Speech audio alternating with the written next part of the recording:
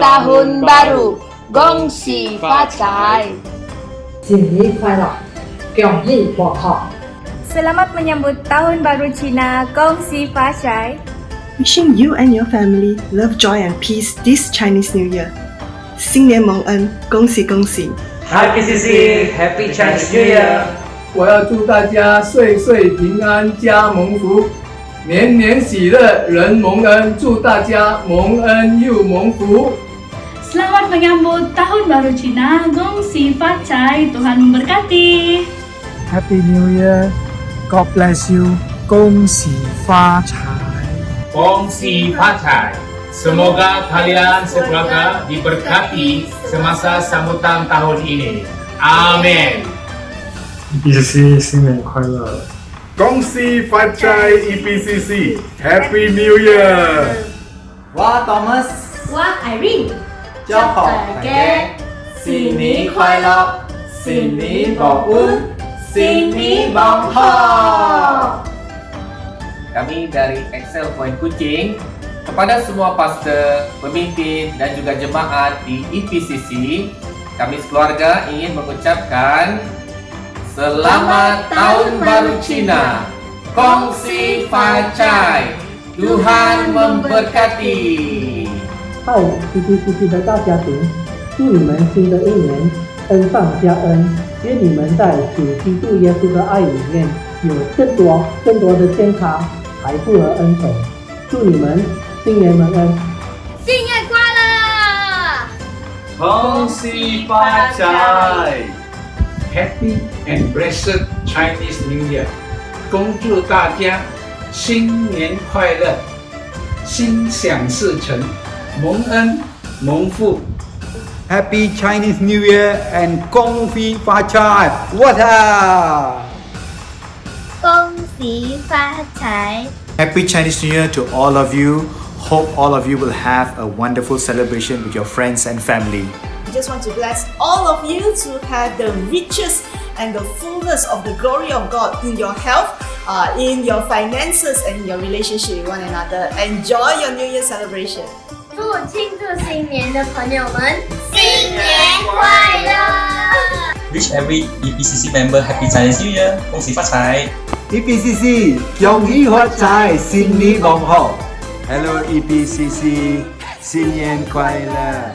Blessed Chinese New Year, everyone. The Lord bless you and your family richly and prosper you in this amazing, wonderful year. Amen. Blessed Chinese New Year, everyone.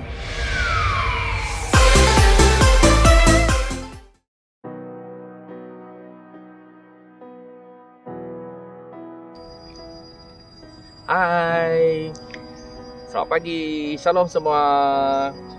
Terlebih dulu saya ingin mengucapkan kepada teman-teman, rakan-rakan semua yang merayakan Tahun Baru Cina, Kongsi Facai. Semoga Tuhan, berkat Tuhan, damai sejahtera Tuhan dan kasih Tuhan menyertai kita selama-lamanya. Dan juga hari ini hari apa? Hari spesial kan? Happy Valentine Day kepada semua, kepada isteri saya terutamanya, Cindy, hai, Happy Valentine Day. Dan juga kepada semua jemaat EPK yang saya kasihi. Saya berdoa agar di masa Hari Valentine Day pada tahun ini, walaupun mungkin kita tidak boleh keluar makan dengan pasangan kita, tapi kita percaya kasih Tuhan, berkat Tuhan senantiasa menyertai kita semua. Amin, haleluya. Dan pada minggu ini kita akan dilayani oleh senior pastor kita, iaitu Pastor Sam, yang akan memberkati kita dengan firman Tuhan. Tapi sebelum itu kita akan diberkati oleh saudara Hadni yang akan membawa kita dalam puji dan sembah pada minggu ini. Tapi sebelum itu saya ingin bacakan satu firman Tuhan pada pagi ini, iaitu daripada Mazmur 46 ayat 11 yang mengatakan, diamlah dan ketahuilah bahwa Akulah Allah. Aku ditinggikan di antara bangsa-bangsa, ditinggikan di bumi ini. Mari kita terus percaya bahwa walaupun apapun situasi yang kita hadapi pada kali ini, pada minggu ini, pada tahun ini, kita percaya bahwa kita harus senantiasa meninggikan nama Tuhan ya di atas situasi kita. Amin. Dan pada pagi ini sebelum saya serahkan kepada Hadni Mari saya pimpin kita ya dalam doa pembukaan pada pagi ini. Mari kita semua sama berdoa. Bapa dalam surga, kami ucap syukur Tuhan untuk hari ini, minggu ini, tahun ini Tuhan. Kami merasakan kasih Tuhan, berkat Tuhan di dalam, di tengah-tengah situasi kami Tuhan. Tuhan, biarlah Engkau Tuhan terus berbicara, biarlah Tuhan Engkau terus memimpin kami, agar kami sentiasa fokus, mata kami sentiasa tertuju pada Engkau. Engkaulah Tuhan, nolong kami, kekuatan kami. Dalam nama Tuhan Yesus Kristus, amin. Haleluya. Dan saat ini saya ingin serahkan kepada Hatni untuk memimpin kita dalam pujian dan sembah. Oke, dipersilakan Hatni. Shalom semuanya. Diharap semuanya sehat dan gembira selalu. Walaupun di mana Anda berada, kita tetap dapat berkumpul walaupun secara alamiah. Tidak lupa juga saya ingin mengucapkan kepada semua warga IPK yang menyambut Tahun Baru Cina. Selamat Tahun Baru Cina. Semoga kalian semuanya berbahagia dan gembira di samping keluarga tersayang. Dan sekali lagi kita beribadah, walaupun kita tidak berkumpul di gereja, tapi kita dapat berkumpul secara alamiah, memenangkan keadaan belum stabil lagi. Dan saya berharap agar kita dapat bersukacita bersama-sama untuk memuji dan menyembah Tuhan bersama-sama.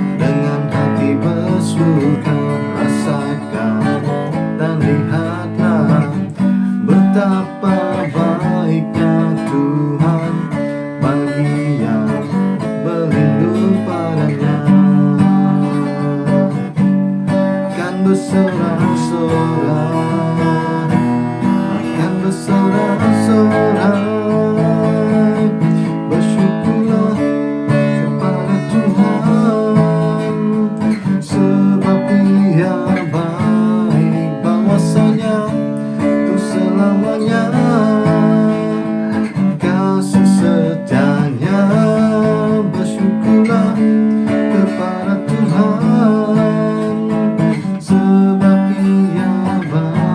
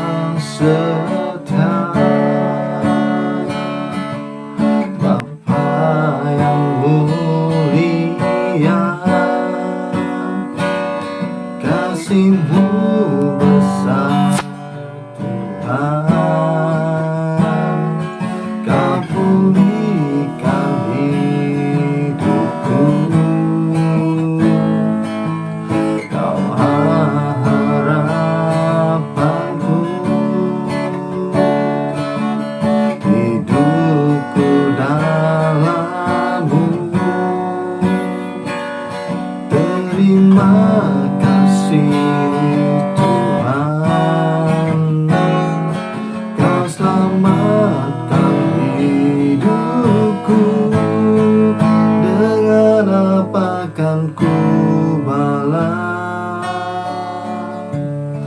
segala kebaikanmu. Segenap hatiku menyembahmu Yesus, ku bersyukur padamu selamanya.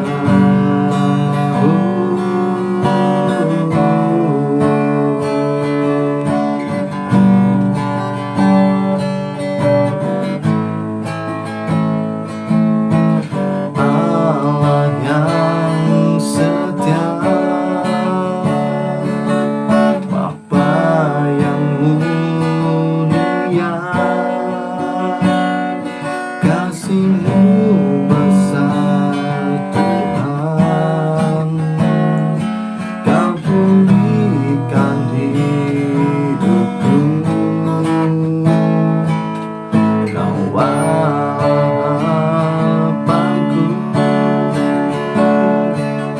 hidupku dalam-Mu. Terima kasih Tuhan, Kau selamatkan hidupku. Dengan apa kan ku balas segala kebaikan-Mu.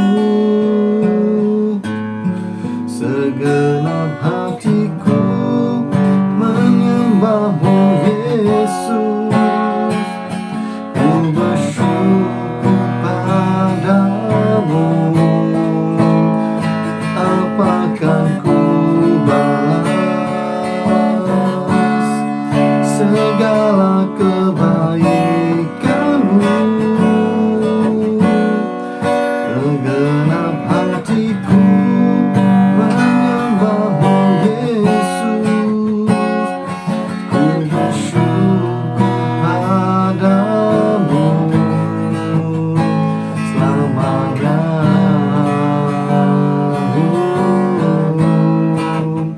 Selamanya.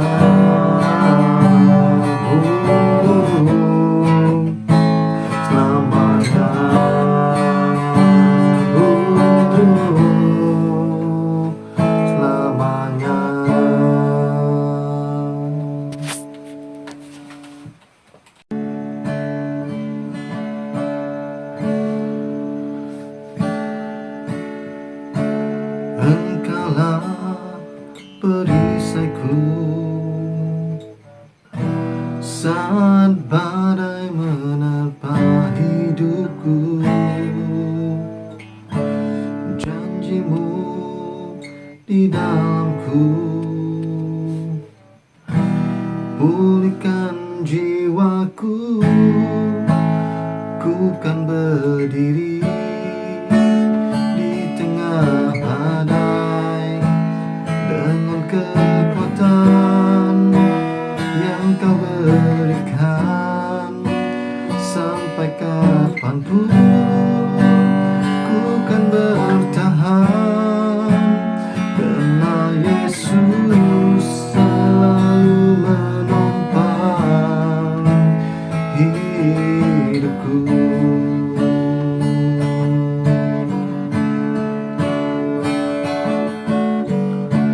Engkaulah perisaiku saat badai hidup menerpaku. Firman-Mu di dalamku, tenangkan jiwaku. Ku kan berdiri di tengah badai dengan kekuatan yang Kau berikan. Sampai kapanpun ku kan bertahan, karena Yesus selalu menopang. Ku kan bertahan dalam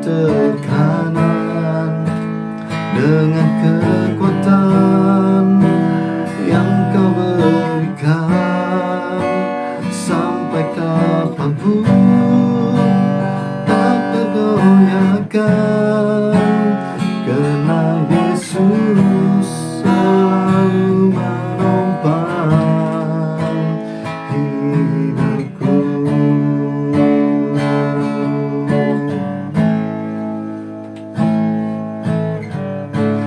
Engkaulah perisaiku saat badai menerpa hidupku. Janjimu di dalamku, pulihkan jiwaku.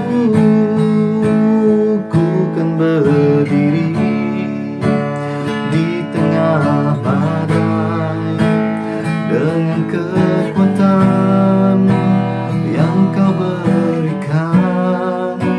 Sampai kapanpun ku kan bertahan, karena Yesus selalu menopang hidupku.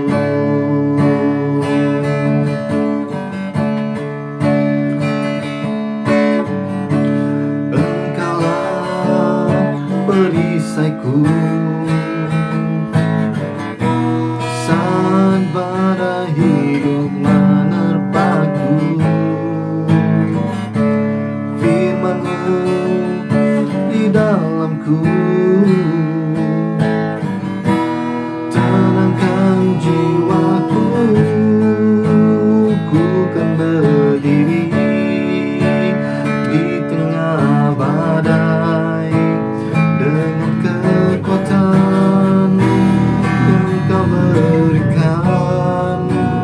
Sampai kapanpun ku kan bertahan, karena Yesus selalu menopang. Ku kan bertahan dalam tekanan dengan kekuatan yang Kau berikan.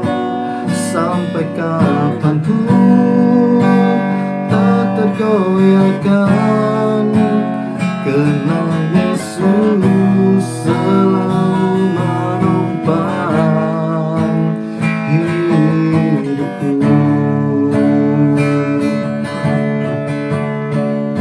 Di saat badai bergelora, ku akan terbang bersamamu. Bapa, Kau Raja atas semesta, ku tenang sebab Kau Allahku. Di saat badai bergelora, ku akan terbang bersamamu. Bapa, Kau Raja atas semesta, ku tenang sebab Kau Allahku. Ku tenang sebab Kau Allahku. Ku tenang sebab Kau Allahku.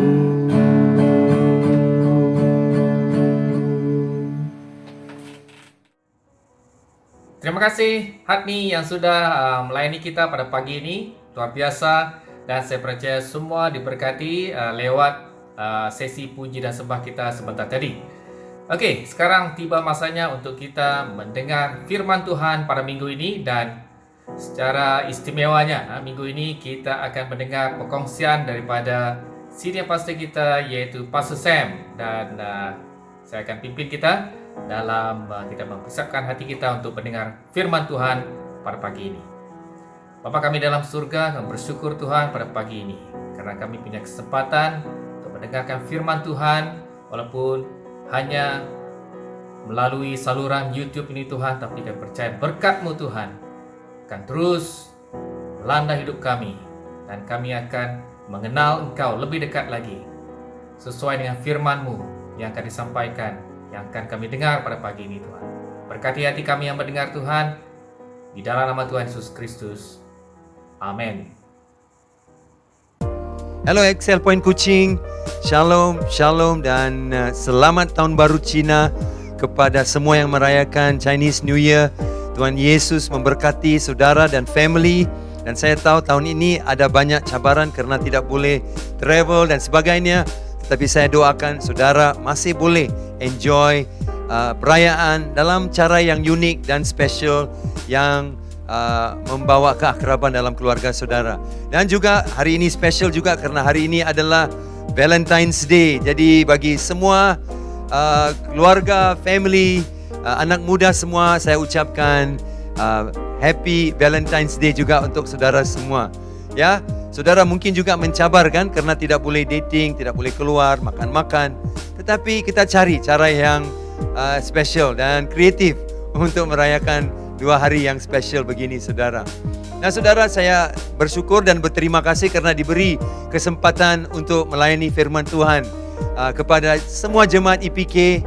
Dan saya juga sangat merindui kalian semua karena wow, saudara, hampir sudah setahun kita tidak ketemu karena COVID dan juga pandemik ini. Tetapi saudara, puji Tuhan untuk saluran komunikasi seperti ini. Dan saya masih lagi boleh bertemu muka dengan saudara dan juga boleh berkoneksi dengan saudara. Alright, mari kita berdoa. Tuhan berkati masa ini dan Tuhan lakukan apa yang perlu di dalam masa ini dan muliakan nama-Mu Tuhan. Di dalam nama Yesus saya berdoa. Amin. Saudara, beberapa minggu ini kita telah belajar tentang kuat bersandar kepada kasih karunia. Kita lihat bagaimana pemimpin-pemimpin IPK sudah pun melayani kita dengan Yakub, juga dengan Hagar. Juga saudaraku, kita mendengar khotbah minggu lalu dari Pastor Harry tentang anak yang sesat. Dan hari ini saya mau bicara tentang kuat bersandar kepada kasih karunia. Saudaraku, tentang seorang pribadi yang dikenali sebagai Yohanes Markus, saudaraku. Namanya Yohanes Markus. Nah saudara, di dalam Alkitab, kita tahu dan kita kenal nama Yohanes Markus ini karena dia adalah orang yang meninggalkan dirinya daripada pelayanan. He abandoned the ministry. Saudaraku, he doesn't want to serve. Dia tidak mau melayani lagi. Dan dia meninggalkan pelayanan.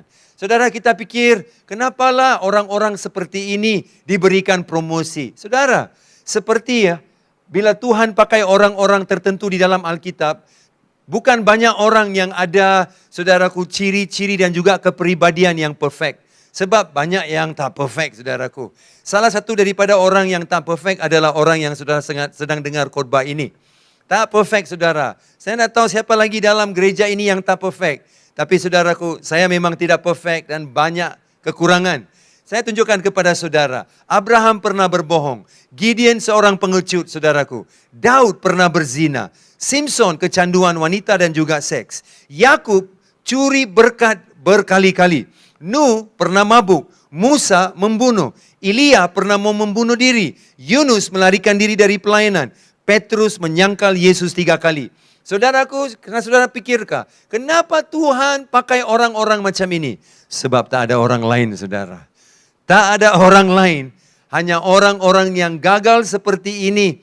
Yang menemukan kekuatan dari Tuhan. Daripada itulah nama Tuhan dimuliakan. Dan pelayanan saudaraku menjadi mantap. Karena mereka mendapat kekuatan di dalam kegagalan mereka. So, hari ini kita mau melihat nama orang ini yang kita mau belajar adalah Yohanes Markus. Saya mau tunjuk beberapa firman Tuhan tentang Yohanes Markus. Saudaraku, pertama dari Kisah Para Rasul 13 ayat 1 hingga 2. Pada waktu itu dalam jemaat di Antioquia ada beberapa nabi dan pengajar, yaitu Barnabas dan Simeon yang disebut Niger dan Lukius orang Kairini dan Mahanem yang diasuh bersama dengan Raja wilayah Herodes dan Saulus. Pada satu hari ketika mereka beribadah kepada Tuhan dan berpuasa, berkatalah Roh Kudus, khususkanlah Barnabas dan Saulus bagiku untuk tugas yang telah ditentukan bagi mereka. Ayat 4, oleh kerana disuruh Roh Kudus, Barnabas dan Saulus berangkat ke Seleukia dan dari situ mereka berlayar ke Siprus. Setiba di Salamis, mereka memberitakan firman Allah di dalam rumah-rumah ibadat orang Yahudi dan Yohanes menyertai mereka sebagai pembantu mereka. Nah, di sini saudara kita melihat di mana pelayanan Yohanes Markus. Dia dikenali sebagai Yohanes, tetapi nama penuhnya Yohanes Markus. Dia disebut sebagai seorang pembantu. Nah, saudaraku, kalau saudara tahu apa panggilan saudara, kalau saudara mengerti apakah dan di manakah Tuhan telah menempatkan saudara, saudara akan menjadi orang yang tenang dan aman. Saudara tak akan compare dengan orang lain, membandingi dengan orang lain. Oh, saya hanya pembantu, tapi dia ada title ini, dia ada pangkat ini, gelaran ini. Tetapi saudaraku, kita lihat ada rasul, ayat 1, ada pengajar, ada juga nabi-nabi, tetapi ada juga pembantu. Tanpa pembantu saudaraku yang nabi dan rasul dan pengajar, mereka tidak boleh lakukan pelayanan. So kalau saudara hanya dipanggil untuk saudara pegang kamera, saudara dipanggil hanya untuk control sound system, saudara hanya dipanggil untuk berdiri di luar pintu dan salam dan senyum, saudara ada bahagian saudara. Yohanes Markus mendapat bahagiannya saudaraku. Apa nama dia? Nama dia Yohanes, dalam bahasa Yunani bererti saudara, Yokanan, yang bererti kasih karunia Tuhan. Nah saudara, seorang yang namanya kasih karunia. Dan Markus, saudaraku, namanya Markus itu adalah tukul, hammer.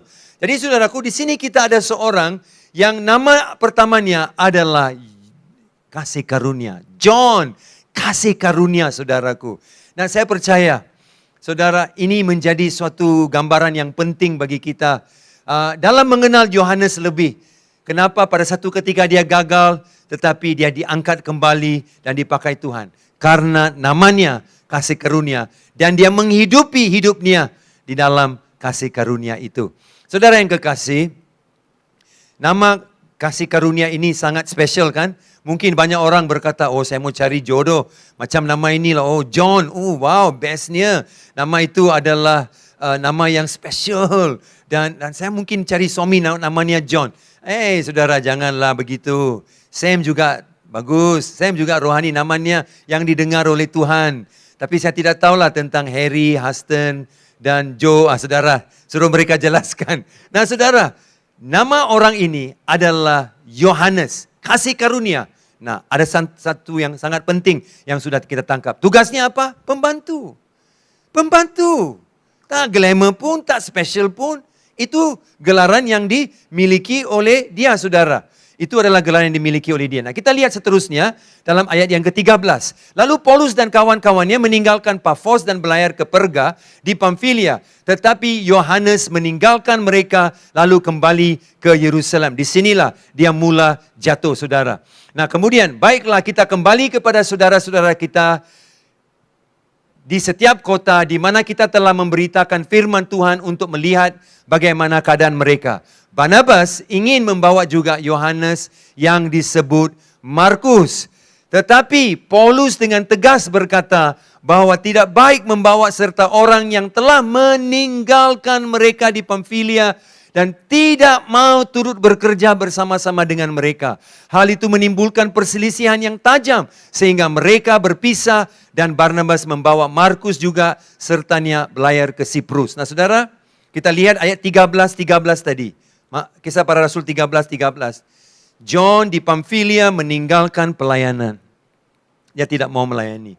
Apa sebab kita tidak tahulah. Tapi mungkin ada sebab seperti ada orang bilang dia miss dia punya mami. Dia juga saudaraku karena tidak melihat banyak buah dalam pelayanan. So dia lari pulang ke Jerusalem saudara. Dan selepas lebih kurang 1,5 tahun dari masa itu, Paulus dan Barnabas mau membuat pelayanan kembali. Dan Barnabas mau membawa Yohanes Markus. Tetapi saudara, Paulus tidak mau. Paulus tidak mau. Ada krisis dalam perhubungan mereka. Barnabas namanya anak penghiburan, son of encouragement. Dia adalah orang yang sangat sabar dan mau bantu Yohanes Markus. Tapi Barnabas berkata, no, orang ini pernah tinggalkan kita. Dan disitulah kita mendapat gambaran bahwa Yohanes Markus gagal, mungkin dia rasa tertolak, mungkin dia rasa tidak penting, mungkin dia rasa kecil, mungkin dia rasa saudaraku dia disisih, mungkin dia rasa saudaraku dia diabaikan, mungkin saudaraku dia rasa bahwa dia dihakimi, dia ditolak oleh orang-orang penting dalam pelayanan karena keputusan itu. Mungkin pada waktu itu saudaraku dia sangat lemah. Tetapi bagaimanakah kasih karunia Allah bekerja sehingga dia boleh menjadi kuat? Dan bagaimanakah dia bersandar kepada kasih karunia dan menjadi kuat kembali saudaraku. Bagaimana? Kita melihat, saudaraku 10 tahun berlalu daripada Kisah Para Rasul 15. Dan ini yang berlaku kepada Yohanes Markus. Salam kepada kamu dari Aristarkus. Paulus menulis surat ini dari penjara. Kolose, Filemon, Filipi, Efesus dari penjara. Nah dia berkata, salam kepada kamu dari Aristarkus, temanku sepenjara. Dan dari Markus kemenakan Barnabas. Nah, dia sebut di sini 10 tahun sebelum ini dia tidak mau Yohanes Markus. Tapi sekarang dia berkata, di semasa dia di dalam penjara, Aristarkus di dalam bersama dengan dia, tapi ada banyak orang yang membantu dia. Salah seorang daripadanya adalah Markus. Tentang dia kamu telah menerima pesan. Terimalah dia apabila dia datang kepada kamu. Paulus menerima dia 10 tahun berlalu. Saudara, ada orang pikir, 10 tahun ini so long lah, lama lah. Apalah ini, masa itu adalah musuh saya. Jangan saudara pikir sekali-sekali, masa adalah musuh kamu. Saudaraku, masa itu di tangan Tuhan, saudara. Dia pegang masa di tangan dia. Nah saudaraku, dalam 10 tahun ini, Allah telah mula melakukan sesuatu. Sehingga Markus diterima oleh Paulus. Di Filemon, saudaraku, surat Filemon, sebenarnya ayat 24. Dan dari Markus, Aristarkus, Dimas dan Lukas, teman-teman sekerjaku. Satu ketika Paulus tolak dia. Sekarang Paulus berkata, Markus adalah teman sekerjaku. 2 Timotius 4, 9 hingga 11, saudaraku, ini adalah surat Paulus yang terakhir. Di pasal yang keempat, saudaraku, di surat Paulus yang terakhir, dan pasal yang terakhir, dengar apakah yang katakan Paulus tentang Yohanes Markus. Berusahalah supaya segera datang kepadaku. Paulus berkata kepada Timotius. Karena Demas telah mencintai dunia ini dan meninggalkan aku. Dalam pelayanan Paulus melihat beberapa orang pernah meninggalkan dia. Markus pernah tinggalkan dia. Dimas juga tinggalkan dia. Mungkin ini anak-anak rohani dia. Kecewa sekali kalau saudara seorang pemimpin dan anak rohani tinggalkan kamu. Anak rohani cakap yang buruk tentang kamu. Saya tahu perasaan ini saudara. Tetapi kita lihat apa yang terjadi kepada Yohanes Markus. Demas meninggalkan aku. Ia telah berangkat ke Tesalonika. Kreskas telah pergi ke Galatia dan Titus ke Dalmatia. Ayat 11. Hanya Lukas yang tinggal dengan aku. Jemputlah Markus dan bawalah ia kemari kerana pelayanannya penting bagiku. Wow, saudaraku. Paulus di sini berkata bahwa pelayanan Markus penting bagi dia. Satu ketika dia tolak, "Namo, Markus." Sekarang dia berkata pelayanannya penting untuk dia. Nah, saudaraku, ada perubahan yang terjadi. Apa rahasia? Apa yang menyebabkan Yohanes Markus boleh berubah, saudara? Saya bercakap dengan orang-orang yang gagal. Saudara, kegagalan tidak semestinya pelayanan saja. Mungkin kamu gagal dalam bisnis. Mungkin ada orang gagal dalam cinta. Mungkin ada orang gagal dalam pernikahan. Sehingga divorce ataupun penceraian terjadi. Mungkin ada orang gagal dalam pelajaran. Saudara, kamu mendengar khotbah ini. Dan kamu mendengar dan kamu melihat bahwa ada seorang, Yohanes Markus, yang gagal. Tapi kembali diterima selepas 10 tahun. Apa rahasianya? Macam mana dia boleh kembali, saudara? Kenapa dia dikatakan penting? Pada satu ketika tak penting. Sekarang penting. Wow. Ada sesuatu yang mengubah hidup Yohanes Markus. Apa rahasia itu yang perlu kita belajar, saudaraku? Nah, kita lihat, selain daripada Paulus, ada seorang lagi yang ada influence, ada dampak di dalam hidup Yohanes Markus. Namanya adalah Petrus. Petrus sendiri, saudaraku, adalah bapa rohani kepada Markus. Kita lihat 1 Petrus 5:13. Salam kepada kamu sekalian dari kawanmu yang terpilih yang di Babylon. Dia gunakan istilah Babylon kerana pada waktu dia menulis surat 1 Petrus ada penganiayaan yang besar di atas orang Kristen. Dia tidak mau gunakan perkataan Romawi, dia gunakan perkataan Babylon, ya. Yang dikatakan Babylon. Dan juga dari Markus, anakku. Salam dari Markus, anakku. Wow, saudara. Dikatakan Markus dengan Petrus tinggal setahun di kota Romawi, saudara. Dan pada itu, tahun lebih kurang 65 selepas Masihi, Petrus dibunuh oleh Kaisar Nero. Karena penganiayaan yang sangat teruk di atas orang Kristen. Tapi Markus tetap teguh dalam penganiayaan itu, sehingga Petrus panggil dia sebagai my son, anak rohani.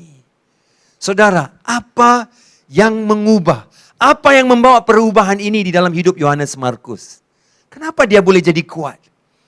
Saudara, kita lihat, dia pernah tinggalkan pelayanan, dia lari ke Yerusalem.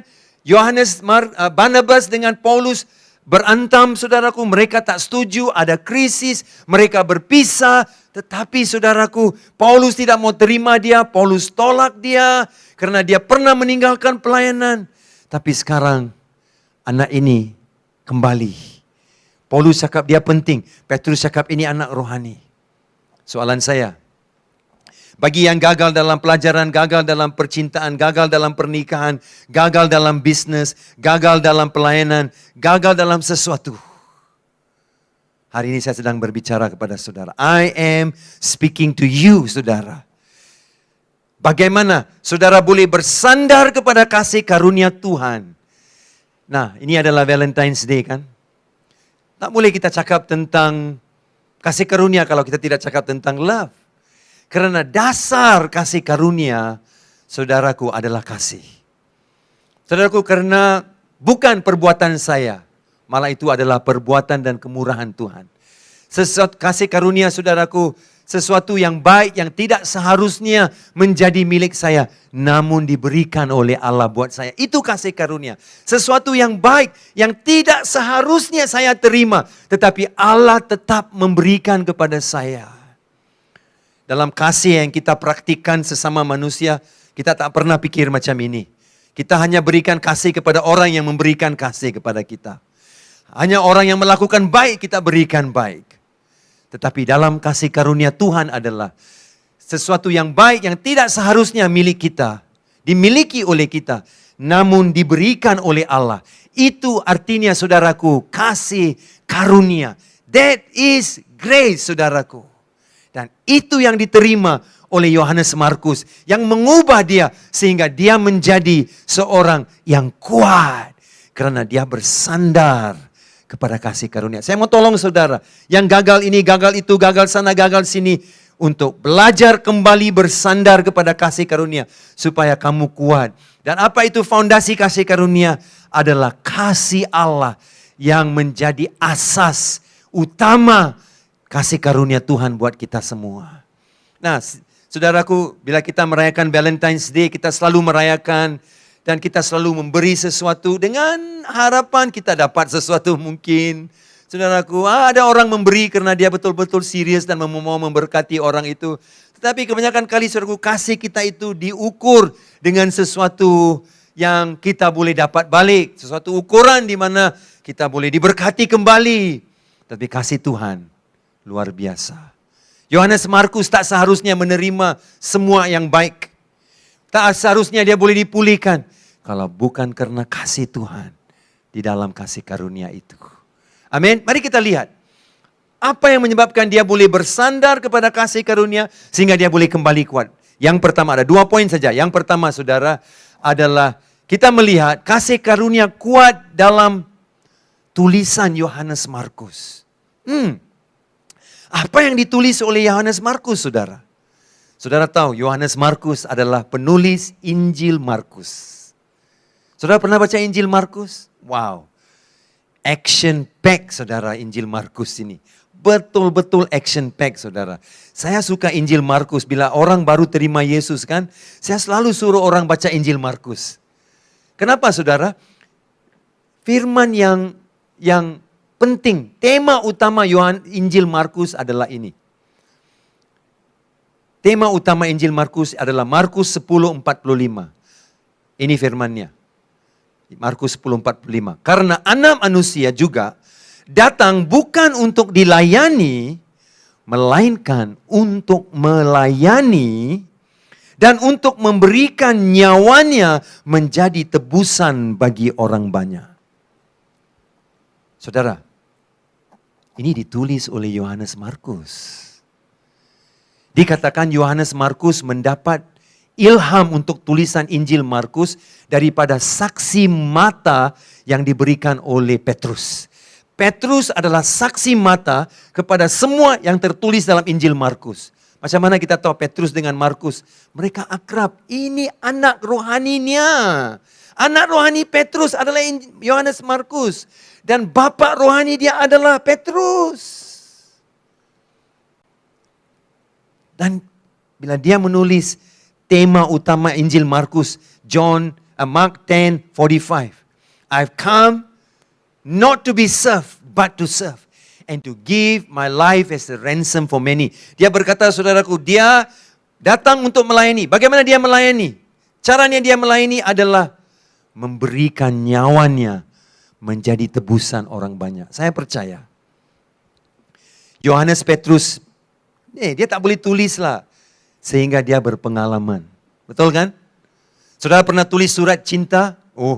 Saudara tidak boleh tulis itu. Sehingga saudara berpengalaman kasih dan cinta itu dalam hati saudara. Kalau tidak, you tulis macam robot saja. Kau tulis macam robot saja. Saya sangat suka sama kamu. Kamu dan saya adalah dua insan yang mulia.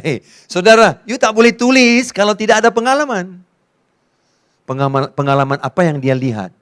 Dia melihat Yesus datang bukan untuk dilayani, melayani. Satu ketika dulu Yohanes Markus tak melayani. Tapi dia melihat Yesus melayani.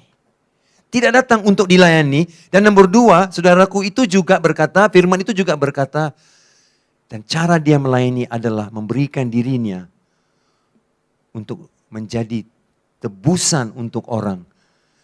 Dengan mengorbankan dirinya sendiri. Berarti dia melihat pekerjaan Yesus yang sempurna di kayu salib. Pada waktu dia menyerahkan dirinya untuk menjadi seorang pelayan. Sehingga dikorbankan dirinya sendiri. Supaya dia boleh melayani orang lain.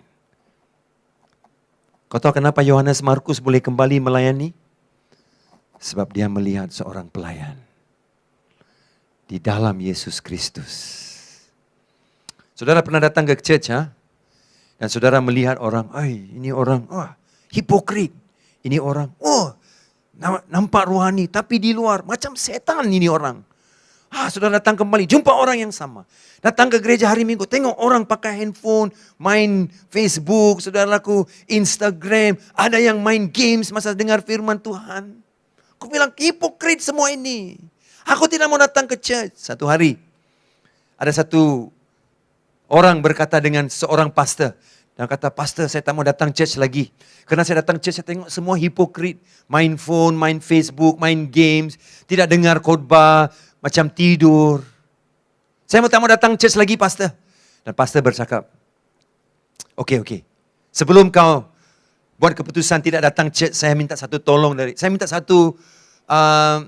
bagi satu kerja rumah lah. Tapi kau perlu buat di gereja. Di mana saya mau kamu lakukan sesuatu sebelum kamu ambil keputusan untuk tidak datang ke church lagi. Saya mau kamu ambil satu gelas air yang penuh. Gelas itu penuh ya. Dan saya mau kamu berjalan mengelilingi gedung gereja ataupun dewan gereja pada hari Minggu. Ya. Dan saya mau kamu jalan dan pastikan air itu tidak tumpah. Oke? Jangan benarkan air tumpah. Dan selepas dia berjalan, saudaraku, pelan-pelan dia jalan. Dia tengok gelas itu dia jalan. Pastikan tidak, pastor suruh. Apa pastor suruh saya buat benda macam ini? Suruh saya jalan. Sambil dia berjalan, saudaraku. Dan akhirnya sampai kembali kepada office pastor. Pastor tanya, kau nampak berapa orang main Facebook, main games, main Instagram? Berapa hipokrit kau nampak di church? Dia cakap, tak nampak pastor. Kenapa kau tak nampak? Sebab saya fokus kepada air di dalam gelas. Pastor cakap, kamu akan cepat kecewa, cepat menyerah, kalah, cepat putus asa. Bila mata kamu tertuju ke sana dan ke sini, sehingga kamu tidak mau melayani lagi. Tapi hanya matamu perlu tertuju kepada Yesus. Kenapa Yohanes boleh kembali? Macam mana kita tahu rahsia dia boleh jadi kuat? Kita tahu dia kuat karena Paulus terima, Petrus terima. Tapi apa yang menyebabkan dia kuat? Kita tidak tahu sebab tidak ada satu firman yang mengatakan rahsianya. Tetapi kita boleh dapat idea dari tulisannya. Dia melihat seorang juru selamat. Dia melihat seorang pelayan yang korbankan nyawanya. Dan memberikan nyawanya menjadi tebusan banyak orang. Pekerjaan Yesus yang sempurna, yang diselesaikan di kayu, itu yang dia lihat. Dan dia melihat seorang pelayan yang datang bukan dilayani tapi melayani. Itu rahasianya. Yang kedua, apa yang kita lihat dalam Injilnya? Dalam Injil ini, saudaraku, dia melihat seorang pelayan yang aktif dan tidak pernah stop. Yohanes Markus stop satu kali kan? Dia stop. Tak mau melayani. Cabut. Tapi dia melihat Yesus tak pernah stop. Macam mana kita tahu? Hanya dalam Injil Markus, perkataan segera, immediately, diulang 42 kali. Segera Yesus menaiki perahu. Segera Yesus meninggalkan kota itu. Segera Yesus memberikan mereka penyembuhan. Segera. 42 kali. Nah saudaraku, pasal 3, pasal 6 daripada Injil Markus menunjukkan Yesus terlalu sibuk sampai tidak ada masa untuk makan. Dan kau tak pernah tengok Yesus penat, komplain, bersungut. Tapi dia penuh sukacita. Penuh damai. Sangat successful. Saya percaya Yohanes Markus pernah melihat Yesus yang memberi dan memberi dan memberi. Dan dia belajar bagaimana dia boleh terima dari Yesus. Karena dia selalu memberi, selalu aktif, selalu memberi. Saudaraku, daripada 16 pasal Injil Markus, 12 pasal Injil Markus, perkataan pertama, kalau saudara baca King James Version, kamu boleh baca ini. Perkataan N, dia bermula, Injil itu bermula, pasal itu bermula dengan perkataan N. Out of 16 chapters, 12 chapters starts with the word N. N. Berarti saudaraku, ia adalah suatu perkataan yang mengatakan aksi yang cepat dan bertindak dengan sangat cepat, saudaraku. N. Berarti saudaraku, dari satu pasal ke satu pasal, gerakannya sangat cepat. It's an action gospel. Di sini seorang yang pernah hilang aksi. Melihat aksi seorang yang memberi dan memberi dan memberi dan memberi. Saudaraku, hanya Injil Markus ada 19 mujizat. Hanya 4 perumpamaan. Kurang pengajaran. Tapi sangat banyak action. Mujizat. Di dalam hanya Injil Markus, Yesus melakukan begitu banyak mujizat. Markus menulis begitu banyak tentang mujizat. Lukas, Matius, saudaraku, Yohanes tak pernah tulis begitu banyak mujizat. Kenapa? Inilah rahasianya yang menyebabkan Yohanes Markus berubah. Kita tak boleh lihat di mana rahasia itu, tapi dalam tulisannya kita boleh melihat. Dia melihat seorang juru selamat yang memberi. A God who gives. And He gives. And He gives. At one time, John Mark was out of action. But he see a Savior full of action. Dia melihat seorang juru selamat yang penuh dengan aksi. Oh, sebab itu dia tidak stop. Saudara, taruh mata kamu di mana? Kau lihat seorang pastor, kau kecewa dengan pastor, mata kau di atas pastor itu, dan kau akan kecewa. Kau tengok seorang pemimpin, pemimpin itu kata sesuatu yang buruk, kau taruh mata kamu di atas dia, kelemahan, kekurangan dia, kau kecewa. Tapi taruh matamu di dalam Yesus. Seperti air itu, saudaraku. Tiap kali dia jalan, dia pastikan air, saudaraku, menyebabkan dia tidak lihat kekurangan di kiri kanannya. Matanya tetap tertuju kepada Yesus. Seperti Ibrani 12:2 berkata, yang menyempurnakan. Marilah kita tujukan mata kita kepada Yesus yang menyempurnakan iman kita. Yohanes Markus punya iman disempurnakan. Saudaraku, yang ketiga kita boleh lihat dalam Injil Markus adalah ini, saudaraku. Kita melihat Yohanes Markus mengerti pengampunan yang sebenar. Saudaraku, Markus 16:7. Markus 16:7 firman Tuhan berkata, bagaimana malaikat Allah menampakkan diri kepada perempuan-perempuan yang mau membawa rempah untuk mengawet tubuh Yesus. Membawa rempah untuk mengawet tubuh Yesus hari ketiga selepas dia sudah bangkit. Mereka tidak tahu dia sudah bangkit. Sampai di sana mereka tengok, kubur kosong. Mana Yesus? Mereka nampak seorang malaikat. Malaikat cakap begini, pergilah sekarang, katakanlah kepada murid-muridnya dan kepada Petrus. Saudara tahu, hanya Injil Markus ada istilah ini. Katakanlah kepada murid-muridku, murid-muridnya, dan Petrus. Lukas, Yohanes, Matius tidak ada. Tak ada ungkapan ini. Dan Petrus. Siapa Petrus kepada Yohanes Markus? Bapak rohani. Saya pasti Yohanes Markus pernah melihat bapak rohaninya dipulihkan Yesus setelah dia menyangkal Yesus 3 kali. Saya pasti Yohanes Markus melihat, ini Tuhan, dia ampuni. Ini Tuhan, boleh terima orang yang menyangkal dia 3 kali. Apalagi aku. Dia mengamati pengampunan yang sempurna. Melalui kematian, pengkuburan, dan kebangkitan Yesus, datang, saudaraku, pengampunan yang sempurna. Injil lain tidak ada perkataan, dan Petrus. Dan dia melihat, kalau Petrus diampuni, saya boleh diampuni. Juga hanya di dalam Injil Markus kita melihat tulisan tentang nama-nama murid-murid Yesus, dan namanya Yohanes dan Yakobus dikenali sebagai anak guru. John and James, sons of thunder. Injil lain tak ada mengatakan mereka adalah anak guru. Nah, kita tahu Yohanes anak guru. Kenapa dia guru? Sebab cepat marah, suruh api bakar orang Samaria. Tetapi anak guru ini Yohanes, dia bertukar menjadi Apostle of Love, Rasul Kasih, di mana dia, saudaraku, menulis 1 Yohanes pasal 4, 1 Yohanes pasal 2, 3, 40 kali perkataan kasih diulang. This is the man who's known as Sons of Thunder, anak guru, sekarang menjadi Apostle of Love. Yohanes Markus melihat, Tuhan boleh tukar orang susah, orang jahat, orang tak ada harapan. Saudara, seperti itu, Yesus boleh tukar kamu. Yohanes melihat pengampunan. Saudaraku, yang terakhir adalah dalam Injil Markus, Markus 16:8. Injil Markus, apa yang kita boleh lihat rahasianya, bagaimana Markus bertukar menjadi strong karena dia bersandar kepada kasih karunia. Di mana dia bersandar kepada kasih karunia? Tadi saya sudah tunjuk 3. Sekarang yang keempat.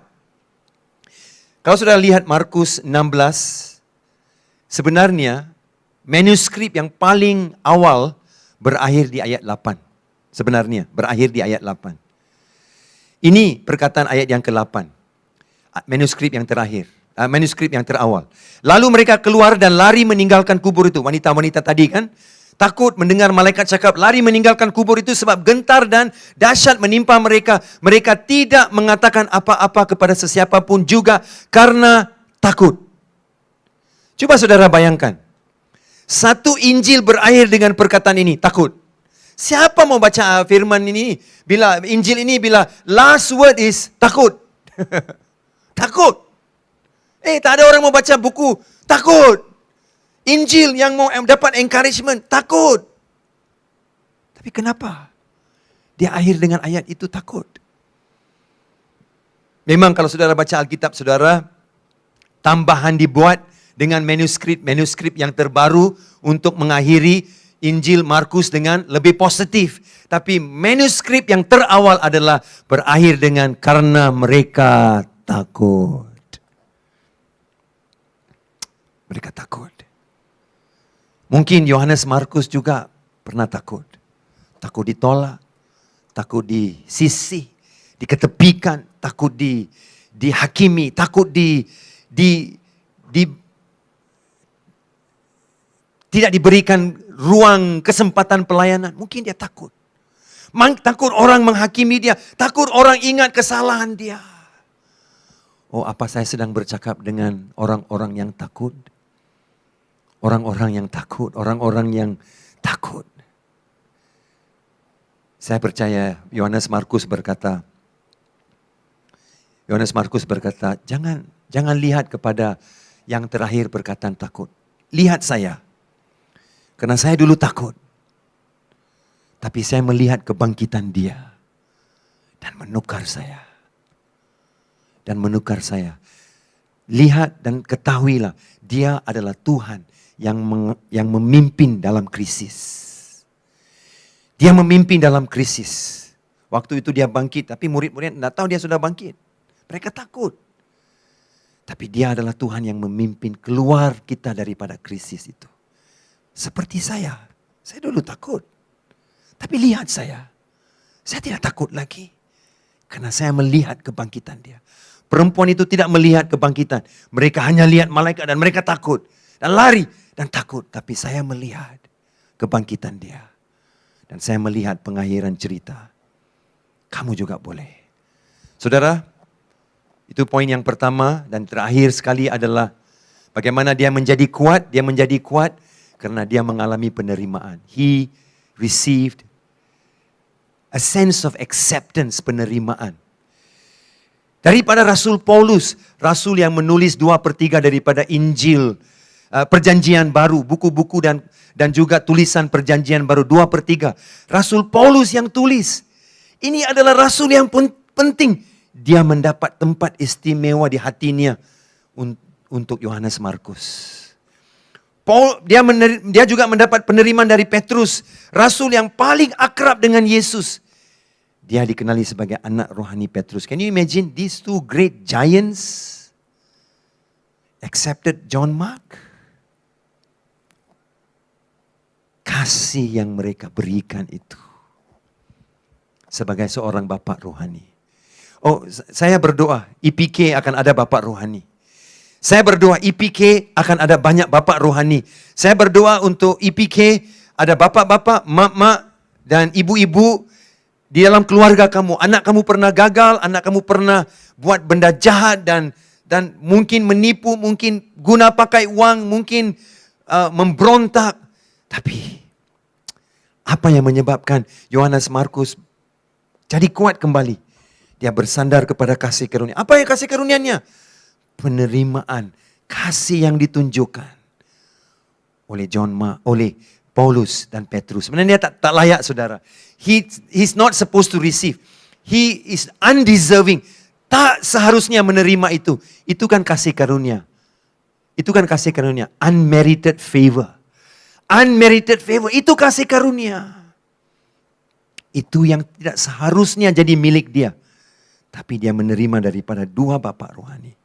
Saya doa IPK akan ada banyak bapak rohani. Banyak bapak rohani akan patient dan percaya. Kalau tengok kegagalan mereka, jangan lepas tangan.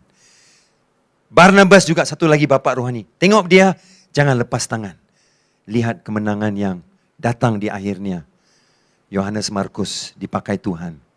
Luar biasa. Saudara, Yohanes Markus juga menulis Injil Markus. Luar biasa Injil ini. Luar biasa.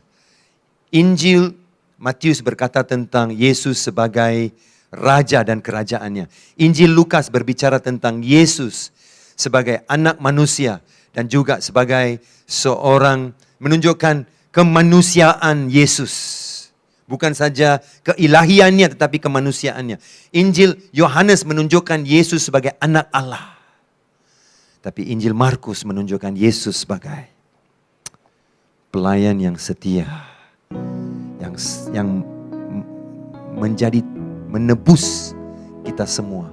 Sehingga mengorbankan nyawanya.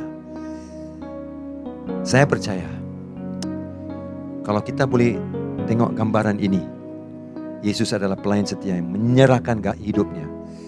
Itu yang memungkinkan kita kembali melayani.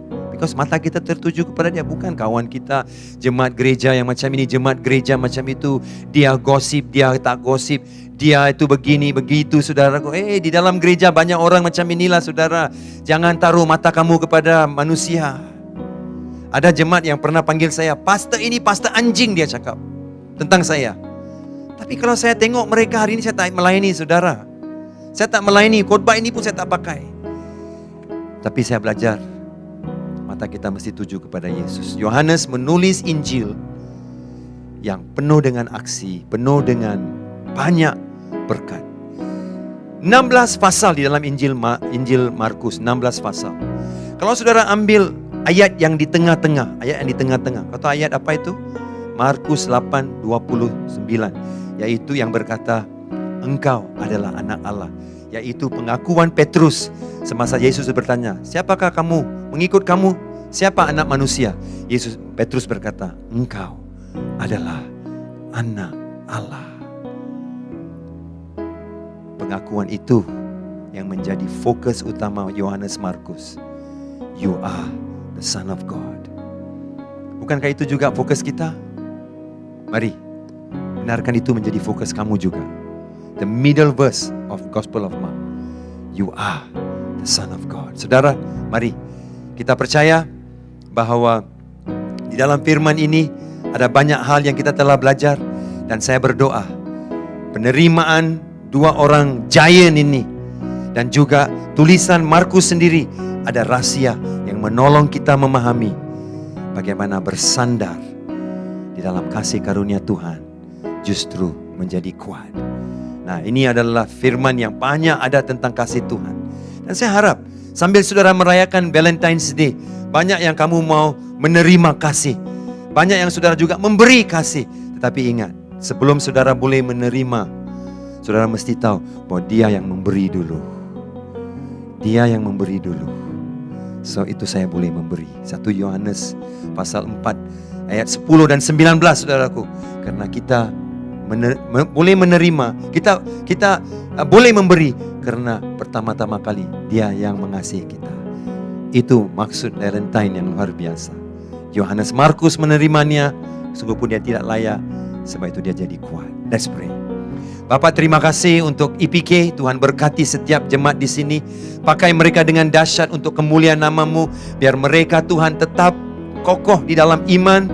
Bapak, saya berdoa bagi yang kecewa, yang takut, yang tersisih, yang tertolak. Tuhan, yang mengalami bermacam-macam kekecewaan di dalam hidup, sama ada bisnis, pernikahan, perkawinan, dalam perhubungan, dalam pelajaran, yang pernah Tuhan give up.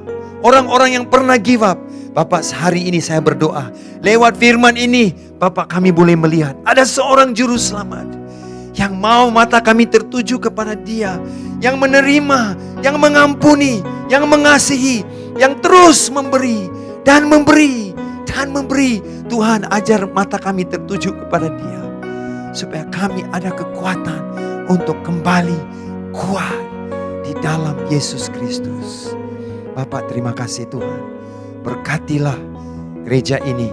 Di dalam nama Tuhan Yesus saya berdoa. Haleluya. Amin. Saudara, God bless you. Dan terima kasih. Dan tetap kuat bersandar kepada kasih karunia Tuhan. Wow, luar biasa firman Tuhan yang kita dengar pada minggu ini. Thank you Pastor Sam. Dan saya percaya setiap yang mendengar pada minggu ini, pada pagi ini, pasti diberkati. Dan mari kita terus bersandar.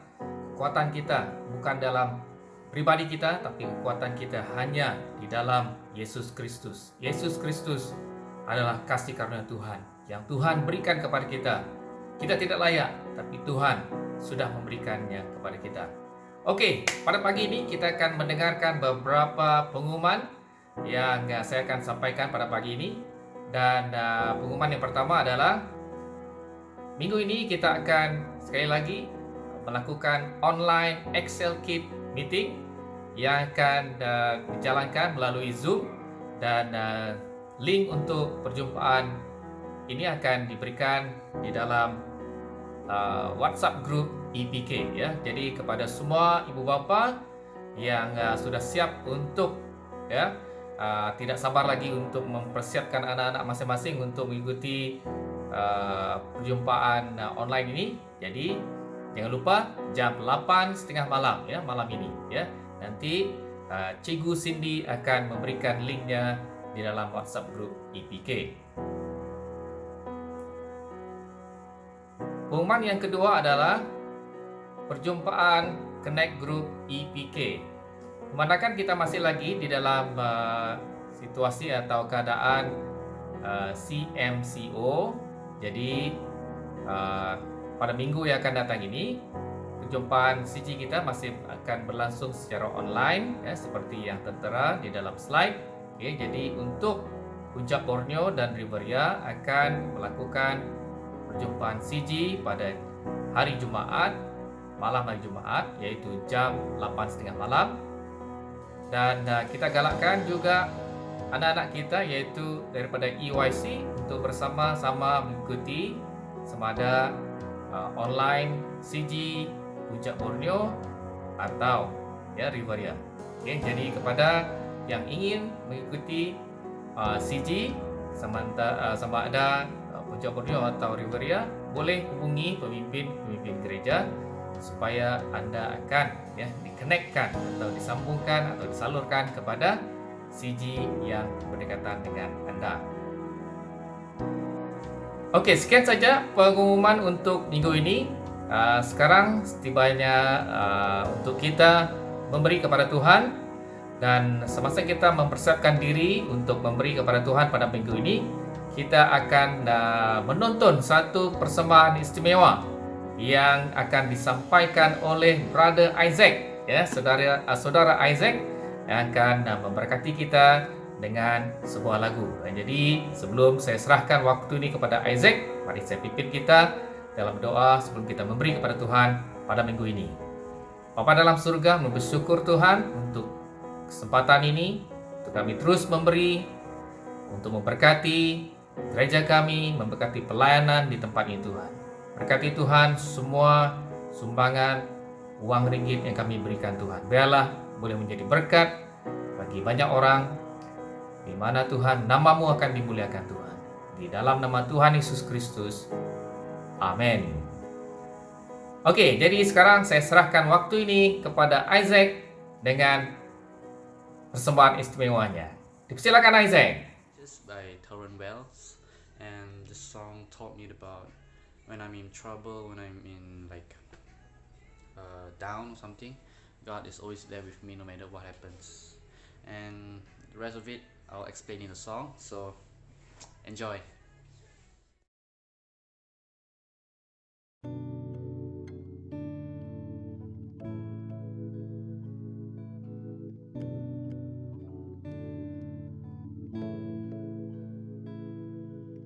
I was in certain danger,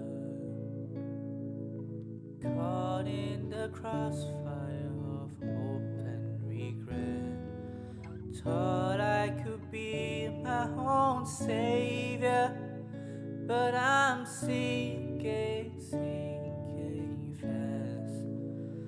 'Cause it's too much to handle alone in the battle. I'm desperate for you, Lord.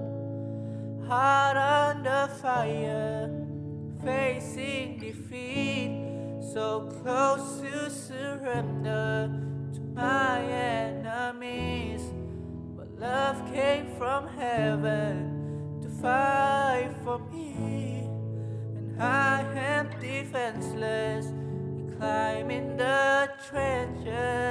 trenches with me. Yeah.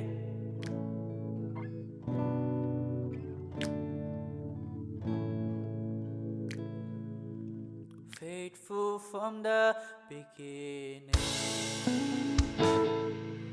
You felt my pain. You have been where I've been. I hear you say it is finished.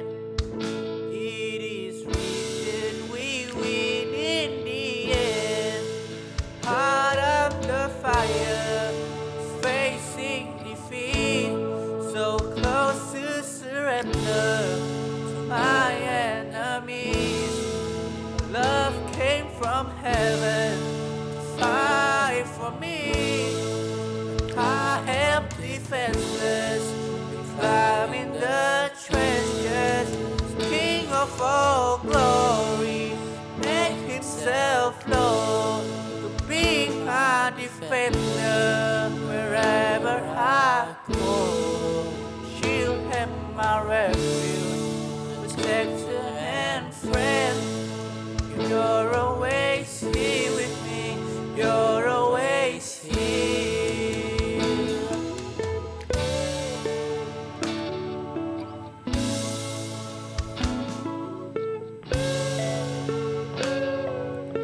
Oh, hearts under fire, facing defeat. So close to surrender to my enemies. My love came from heaven. You came and you rescued me. I am defenseless, climbing the trenches.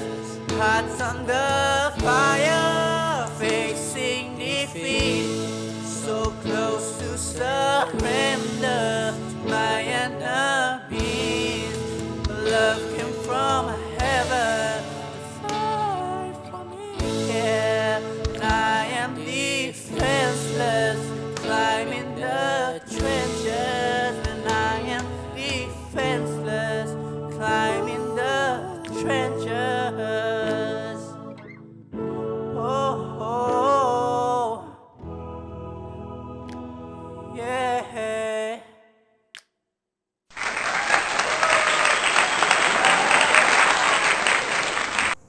Wah, tidak sedar kita sudah sampai di penghujung kebaktian kita untuk minggu ini. Saya percaya kita semua diberkati dan saya ingin mengucapkan terima kasih kepada semua yang melayani pada minggu ini. Dan saya percaya kita semua yang sudah mengikuti kebaktian ini daripada awal hingga ke saat ini pasti diberkati dengan firman Tuhan, dengan persembahan dan juga dengan pujian dan penyembahan yang kita sudah lakukan pada minggu ini. Oke, sekali lagi saya ingin mengucapkan kongsi Facai kepada teman-teman yang merayakan Tahun Baru Cina pada tahun ini.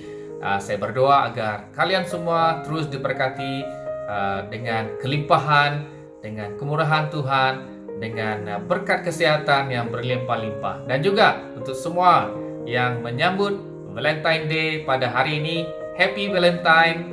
Dan mari kita terus diingatkan bahwa Allah senantiasa mengasihi kita. Amin. Haleluya. Jadi sebelum kita bersorai, mari kita terus berdoa dan saya pimpin kita dalam doa penutupan untuk minggu ini. Bapa dalam surga, kami bersyukur Tuhan untuk kebaktian minggu ini Tuhan. Berkati Tuhan semua anak-anak-Mu Tuhan, dimanapun kami berada, baik di rumah kami, di dalam kereta, dimanapun Tuhan saat kami mendengarkan, mengikuti kebaktian ini Tuhan. Terus Tuhan, lakukan pekerjaan baik-Mu dalam hidup kami. Lindungi kami Tuhan. Di dalam nama Tuhan Yesus Kristus. Amen. God bless you all. See you again next week. Bye.